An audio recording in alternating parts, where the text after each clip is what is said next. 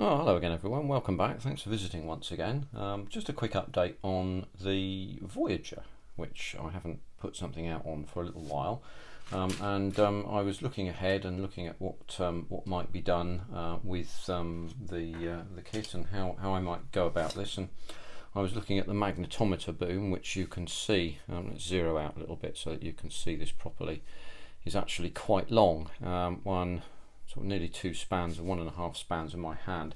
This is made in the plastic model from 4 sections, which as you can probably see, twist across about 120 degrees. So it's going to be a bit of a job to put together, but I have a photo etch section of this which I can do, which you can do, and if you see John Alex scale modelling channel, he's done one of these and he's completed it right down the way, and it's a super looking piece of kit. It really is good what he's done with it, and he used the photo etch as well, and it came out really very nicely.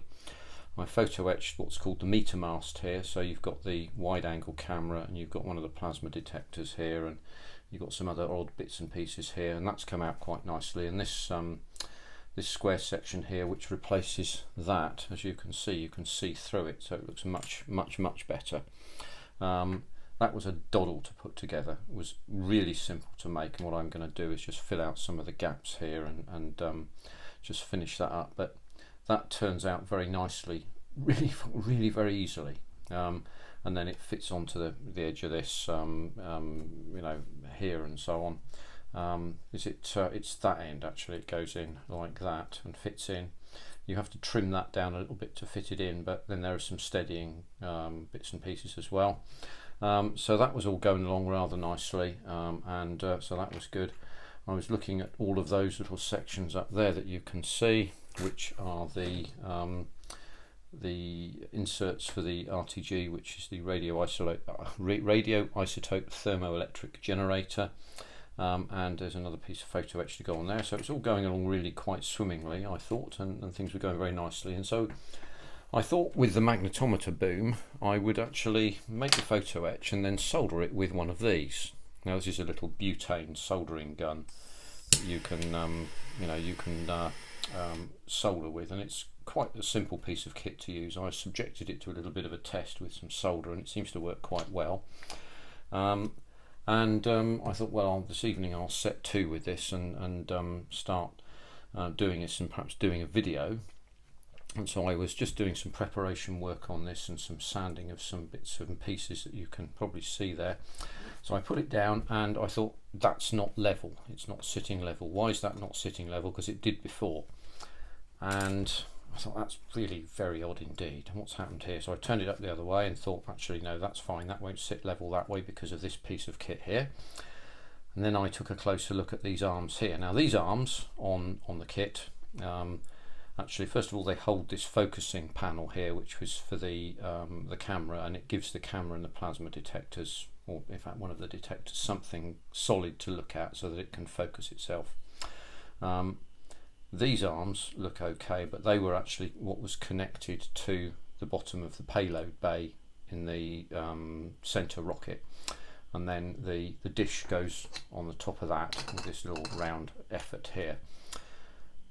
And when I was testing the this piece of kit, this blowtorch, I was doing it here with this thing, this piece of tile, and I have melted these sections here and here. Now I always said if I had a disaster I'd show it to you. Well, that's as near to a disaster as I can think of, because I'm not going to be able to return them, I suspect, to straight, not without a considerable difficulty. So this was quite far away, in fact, from the blowtorch, but still managed to melt it because of the directional nature of the heat. I didn't think about it at the time, and I wish I'd thought about it now. But what it does mean is that this project, I'm afraid, is now effectively at an end, because I won't, I think, be able to rescue this. I may have a go off camera when I'm minded to do so, but it's going to involve removing these legs here. I mean, what you can do with this when they're glued in is you can use quick drying extra thin, and this will dissolve the cement and allow you to remove these. Now I may be able to straighten them, but I don't think they'll look the same, which is annoying. So I'm afraid the Voyager project has come to an end, unfortunately, and it's not finished because I'm not prepared to go and buy another kit to get these bits back. So that's that, I'm afraid, and I'm going to have to find something else to do with my time, which is not what I wanted to do, but I have no choice. So that's the bad news, I'm afraid, and I shall be returning to you presently with another project.